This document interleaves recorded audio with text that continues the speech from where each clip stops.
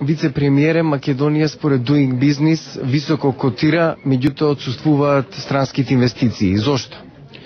Па да ги споменеме бројките, па мислам дека таа перцепција малку ќе биде поразлична, бидејќи само во 3 години Македонија во овој период, вклучително и годината на криза, има 1.100.000.000 евра странски инвестиции.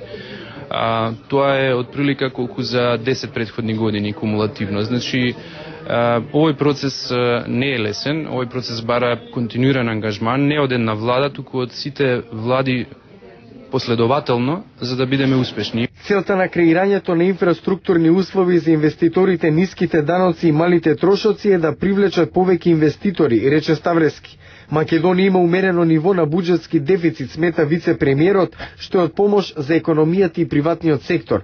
За очекувањето од Светската банка на кусрок вели: Светска банка во моментов работи на новата 3-годишна стратегија за Република Македонија.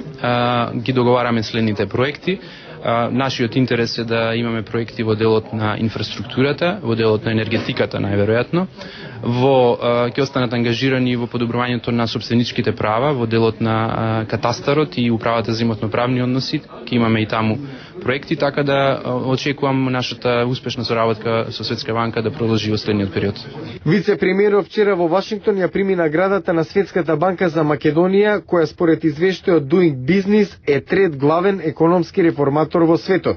За настанот од соседството што ги полни насловните страници во светот, Ставрески коментира: Последните вести говорат дека Грција неверојатно ќе побара помош од Меѓународниот монетарен фонд. Дали мислите дека кризата во Грција може да се одрази врз Македонија и како може таа да се одрази?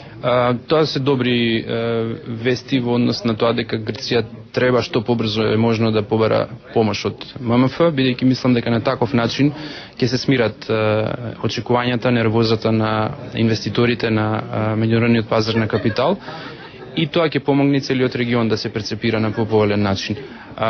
Мислам дека нема голем ризик за Македонија во делот на грчките инвестиции кои што се присутни во Македонија, бидејќи ние нудиме многу подобри услови отколку што самите инвеститори грчки имаат во нивната земја, така да мислам дека ќе останат во Македонија.